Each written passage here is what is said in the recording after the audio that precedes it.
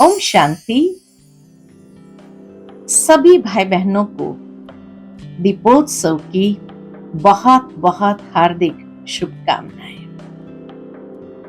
हमारा भारत त्योहारों का देश है और इसीलिए साल भर में समय प्रति समय अनेक त्योहार मनाए जाते हैं। ये त्योहार मनुष्य के अंदर नई चेतना का संचार करता है, उन्हें ऊर्जावान बना देता है और कोई न कोई रूप से नई जागृति उनके अंदर प्रज्वलित करता है। अनेक त्योहारों में विशेष त्योहार माना जाता है दीपावली का त्योहार।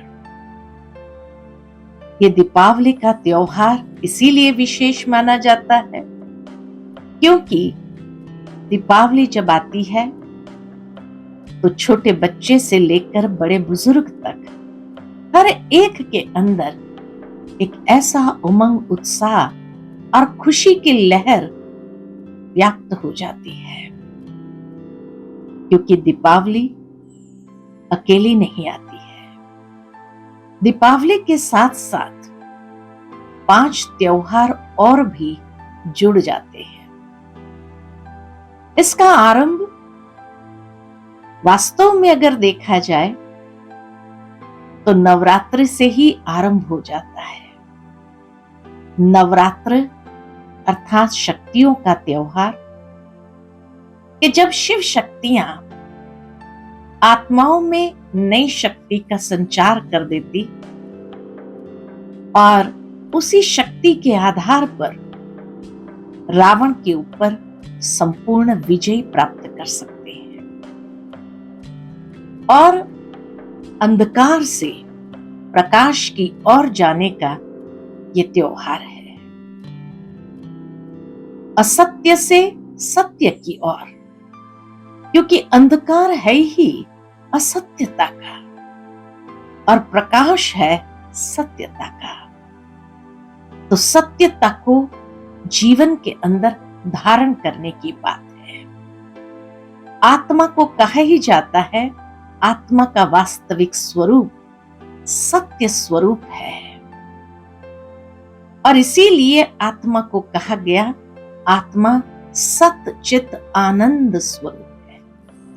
उसका सत्य स्वरूप, उसकी चैतन्यता की अभिव्यक्ति आनंद से होती है और तभी कहा मृत्यु से अमरत्व की ओर। जब जीवन के अंदर आध्यात्मिक ज्ञान का प्रकाश आता है, सत्यता का संचार होने लगता है, आनंद की अनुभूति होती है, तब व्यक्ति भले शारीरिक मृत्यु उसकी भले आए लेकिन आत्मा अमरत्व को प्राप्त कर लेती है, अर्थात उस सतयुगी दुनिया में जाने के पात्र बन जाती है। यह त्योहार आरंभ होता है धनतेरस से और इसीलिए दक्षिण भारत में अगर देखा जाए तो धन्वंतरी त्रयोदशी कहा जाता है। धन्वंतरी यानी स्वास्थ्य के साथ जुड़ा हुआ। व्यक्ति अपने जीवन के अंदर आज इतना हेल्थ कॉन्शियस हो गया है, स्वास्थ्य को लेकर इतना जागरूक हो गया है।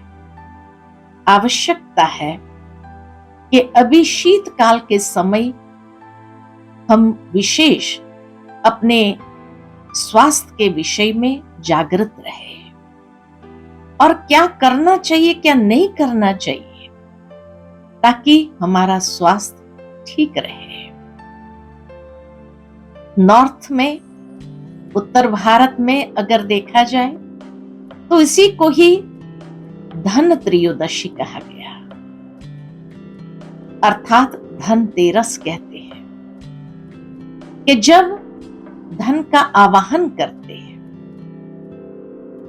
यह दीपावली वास्तव में हमें जीवन के लिए अनेक पुरुषार्थ किस तरह से करना है उसकी ओर संकेत करती है। एक तो स्वास्थ्य के तरफ ध्यान देने का, पुरुषार्थ करने का संकेत है, लेकिन साथ ही साथ धनतेरस के दिन या उसके पहले से ही भारत में सफाई आरंभ हो जाती है। घर घर की सफाई, कोने कोने की सफाई होने लगती है। घर की सफाई तो कर लेते हैं, कोने कोने की सफाई कर लेते हैं, लेकिन वास्तव में अंदर की सफाई करने की आवश्यकता है। अर्थात ये पहला पुरुषार्थ जो स्वच्छता का पुरुषार्थ की ओर हमें संकेत देती है। मन के अंदर भी अनेक प्रकार की नकारात्मकता का, व्यर्थ का किचड़ा भरा हुआ है। अनेकों के प्रति भावनाएं दूषित हुई है और इसीलिए ये सफाई करना जरूरी है। ये सफाई कैसे करेंगे? तो अपने जीवन में देखें किसके प्रति हमारे मन के अंदर कोई दुर्भावना तो नहीं है, और अगर है तो उसकी सफाई करने के लिए क्षमादान या क्षमा प्राप्त कर लेना आवश्यक है। कोई भी चीज को लंबे समय तक खींचने की जरूरत नहीं है। मन की सफाई करने के लिए, उन दुर्भावनाओं की सफाई करने के लिए, मन में नकारात्मकता जो भर गई है उसकी सफाई करने के लिए सकारात्मकता का संचार करना होगा। और सकारात्मकता तभी आएगी जब जिसके साथ भी मनमुटाव हुआ है, जिसके प्रति भी हमारी दुर्भावनाएं हैं, उसे क्षमा मांग ले। छोटा सा ही तो शब्द है, और ये छोटा सा शब्द कितने रिश्तों को संवार लेता है, कितने अनेक प्रकार की भावनाओं की सफाई कर देता है और सकारात्मक ऊर्जा का संचार कर देता है। तो क्यों नहीं हम अपने मन की सफाई इस तरह से करें और ये प्रथम पुरुषार्थ के लिए कदम आगे बढ़ाएं। हमें क्षमा करना है और क्षमा मांग लेनी है। कोई भी बात को खींचो नहीं, रिश्ते को संवारना आवश्यक है। साथ ही साथ दूसरा पुरुषार्थ होता है कि जब बही खाते व्यापारी लोग लिखना शुरू करते हैं, अर्थात पुराना खाता समाप्त और नया खाता आरंभ। व्यापारी लोग तो बहुत सुंदर तरीके से अपना ये नया खाता आरंभ कर लेते हैं, पुराने खाते को समाप्त कर लेते हैं, लेकिन जीवन में कर्मों के खाते को भी विशेष रूप से देखना है। जिस तरह से एक तरफ है खर्च, दूसरी तरफ है कमाई, तो हमें भी अपने जीवन के अंदर ये दोनों बातों को देखना है। खर्च कितना किया और कमाई कितनी की। कमाई कैसे करेंगे? कमाई करनी है हमें अच्छे कर्मों से, अर्थात जहां मन वचन कर्म में जब शुद्धता आ जाती है तो जरूर है ये बही खाते रखना, अर्थात हमें भी ये प्रेरणा देता है कि हमें अपने मन वचन कर्म दृष्टि वृत्ति से कमाई करते जाना है, श्रेष्ठ कर्म करना है। मन में श्रेष्ठ विचार होगा, वाणी में श्रेष्ठ वचन होंगे, शुभ वचन होंगे, कर्म के अंदर श्रेष्ठता होगी, उतनी हमारी कमाई होती जाएगी। मन के अंदर शुभ भावना, शुभ कामना को समाये रखना है। दूसरों के प्रति दुआएं देना, दुआएं लेना है। ऐसा श्रेष्ठ कर्म करें जो स्वतः सबकी दुआएं कमाते जाए। आज दुनिया के अंदर वो धन तो सहजता से आ जाएगा व्यक्ति के जीवन में, परंतु क्या श्रेष्ठ कर्म करके दुआएं कमाना, क्योंकि ये दुआएं आगे भी हमें बहुत मदद करती है, हमारी जीवन की क्वालिटी को बहुत सुंदर बना देती है। इसलिए ये कर्मों का खाता हमें देखना है। जो पिछला है उसको चुकतू कर देना है। चुकतू कैसे करेंगे? जो लेन देन है बाकी उसको समाप्त करो, क्योंकि अगर कुछ बाकी रह जाएगा तो जरूर है आगे के जीवन पर भी उसका प्रभाव अवश्य पड़ेगा। इसीलिए पुरानी चीजों को समाप्त करें, पुरानी बातों को समाप्त करें और आज के दिन हर एक को दिल से हम स्वीकार करें। सम्मान देते हुए हम एक दूसरे का आदर करें और इस तरह से पारिवारिक एकता को बनाए रखें, समाज के अंदर एकता को बनाए रखें।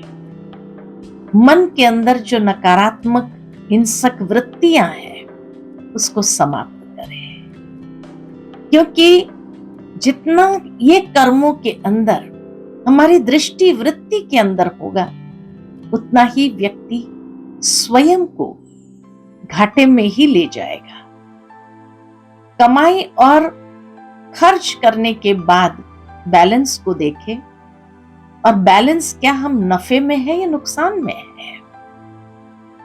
व्यापारी लोग अक्सर नफा चाहते हैं, तो जीवन के इस व्यापार में भी हमें अपने आप को देखना है कि हम नफे में हैं या नुकसान में जा रहे हैं।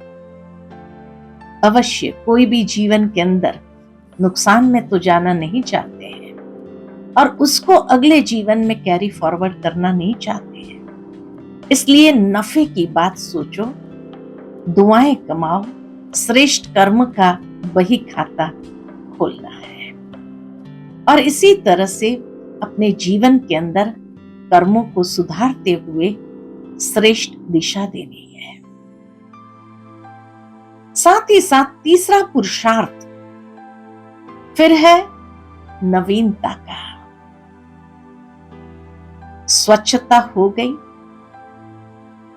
उसी के साथ बही खाता को भी देख लिया और फिर लक्ष्मी पूजन, तीसरा पुरुषार्थ कि जहां लक्ष्मी जी का आवाहन करते हैं। लक्ष्मी जी का आवाहन करना माना सुलक्ष्मी का आवाहन करना, सुलक्षणों को जीवन के अंदर आवाहन करना, क्योंकि जब हमारे जीवन के अंदर अच्छे लक्षण आने लगेंगे,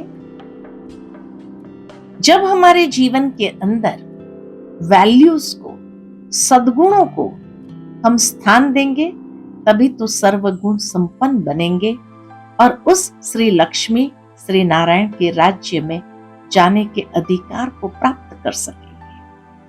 तो इसीलिए तीसरा पुरुषार्थ है अपने जीवन के अंदर वैल्यूज का आवाहन करना।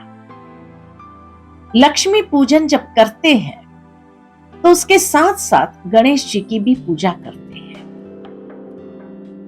अब लक्ष्मी जी का गणेश जी के साथ क्या संबंध है?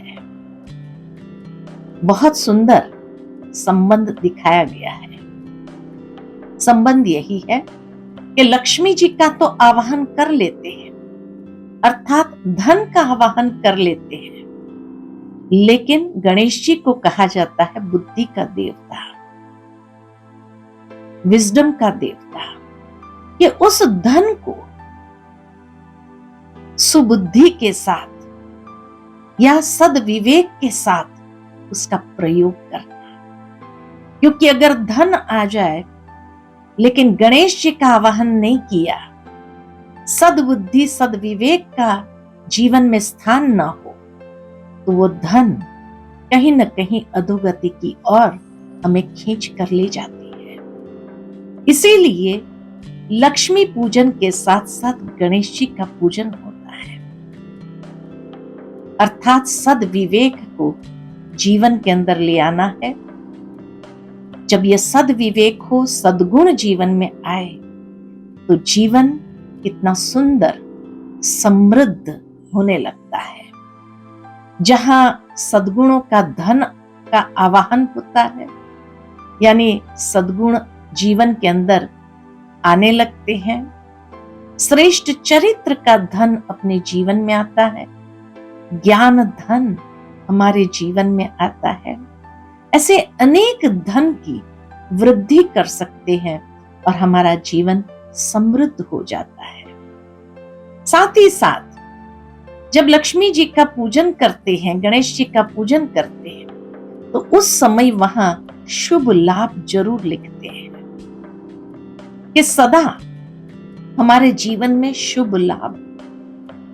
लेकिन शुभ लाभ तो तभी होगा जब लाभ का उल्टा करें भला, सर्व का भला करते चले। जितना सर्व का भला करते चलेंगे, शुभ लाभ जरूर होता जाएगा। ये तीसरा पुरुषार्थ है। चौथा पुरुषार्थ फिर है नवीनता का। नए कपड़े खरीदना, नए बर्तन खरीदना, नए गहने खरीदना। भावार्थ यही कि जीवन को सजाना है नवीनता से, नवीन विचारों से सजाएं, नवीन गहने गुणों के उससे सजाएं अपने जीवन को। नवीनता का पुरुषार्थ। जब भी किसी से पूछते हैं कैसे चल रहा है, तो अक्सर लोग ये कहते हैं बस वही घिसी पिटी जीवन चल रही है, खुशी उमंग उत्साह नवीनता नहीं महसूस होती है। तो दीपावली हमें ये स्मृति जागृत कराती है कि हर वक्त हमारे मन के अंदर नए विचार का संचार होता रहे। जितना हम नवीनता अपने जीवन में ले आते हैं, विचारों में नवीनता, हमारे जीवन की वृत्तियों में नवीनता हो, नया दृष्टिकोण हो, तो फिर देखो जीवन कितना सुंदर होने लगता है। पांचवा पुरुषार्थ है फिर कि जहां मिठाई बांटते हैं, और मिठाई बांटना माना मधुरता की मिठाई सबको खिलानी है। ये पांचवा पुरुषार्थ है, जहां संबंधों में मधुरता हो, जहां संबंधों में सुसंवादिता हो। आज तो मिठाई जब व्यक्ति को ऑफर करते हैं, तो लोग इतने हेल्थ कॉन्शियस होने के कारण थोड़ा सा टुकड़ा ले लेते हैं, लेकिन वास्तव में ये मधुरता का प्रतीक है। मुख मीठा कराना, ऐसे वचन बोलिए जिससे सबका मुख मीठा हो जाए, जिससे सबको खुशी मिले, आनंद मिले। इसीलिए कहा जाता है कि कड़वे वचन बोलने वाले का शहद भी नहीं बिकता है, और मीठे वचन बोलने वाले की मिर्ची भी बिक जाती है। भावार्थ यही, ये मधुरता पूर्ण व्यवहार हमारे जीवन के अंदर बहुत आवश्यक है, विशेषकर इस समय में। सबके साथ मधुरतापूर्ण व्यवहार हो, अर्थात व्यावहारिक कुशलता जीवन के अंदर लाना आवश्यक है। तो एक दो को दिल खुश करने वाली दिल खुश मिठाई जरूर खिलाए, और इस तरह से व्यावहारिक कुशलता अपने जीवन में लाए। फिर छठा पुरुषार्थ है व्यक्ति के जीवन के अंदर कि जो भी बुराई है उसके ऊपर संपूर्ण विजय प्राप्त करना, अर्थात जीवन के अंदर कोई भी बुराइयों को आने का मार्जिन न दे, ऐसे अपनी जीवन बनाए। कमजोरियों को महत्व न दो, आलस अलबेलेपन को स्थान न दो, लेकिन जीवन के अंदर नई ऊर्जा के साथ उस जीवन को बिताए। नरकासुर का विनाश करके जीवन के अंदर सौंदर्य को अपनाना है, अर्थात स्वयं को इस बुराइयों से मुक्त करना। ये बुरी आदतों से, बुरे लोगों से, बुरे व्यसनों से स्वयं को मुक्त करें, यही पुरुषार्थ हमें करना है। और उसके लिए जब तक कुछ अच्छा अपनाएंगे नहीं, तब तक ये बुराइयों से मुक्ति कैसे होगी। फिर दीप जलाना, दीपावली अर्थात दीपमाला, उसमें भी एक बड़ा दीपक होता है जिसको दीपराज कहते हैं, और बाकी सारे दिए जल जाते हैं उस दीपराज से, और सारे संसार के अंदर उजाला, प्रकाश, रोशनी, चेतना प्रवाहित होने लगती है। भावार्थ यही कि हमें भी अपने जीवन के अंदर परमात्मा जो निरंतर जागती ज्योत है, दिव्य ज्योति स्वरूप है, उस दिव्य ज्योति स्वरूप परमात्मा को याद करते हुए आत्मिक ज्योत को प्रज्वलित करना है। और जैसे ही आत्मिक ज्योत हमारी प्रज्वलित होती है तो चारों ओर खुशी का माहौल फैलने लगता है। आगे का पुरुषार्थ है गोवर्धन पूजा। दीपराज ने दीपमाला को बना दिया, हर एक ज्योति को प्रज्वलित कर दिया, लेकिन उसके साथ साथ फिर गोवर्धन पूजा, और कहा जाता है पशुओं की भी पूजा करते हैं इस दिन पर। गोवर्धन पूजा का मतलब है कि प्रकृति को दूषित जो इंसान ने किया है उसको सुरक्षित करना। आज प्रकृति के प्रति भी संवेदनशील होना, क्योंकि यह प्रकृति है तो हमारा जीवन है। प्रकृति अगर नष्ट हो गई या प्रकृति असंतुलित हो गई तो मनुष्य जीवन भी नष्ट हो जाएगा। इसीलिए दिवाली का ये त्योहार हमें ये पुरुषार्थ भी बताता है कि हमें हर समय प्रति समय वृक्षारोपण करना है, प्रकृति का सम्मान करना है, प्रकृति का दोहन नहीं करना है, प्रकृति को भी सुरक्षित रखना है।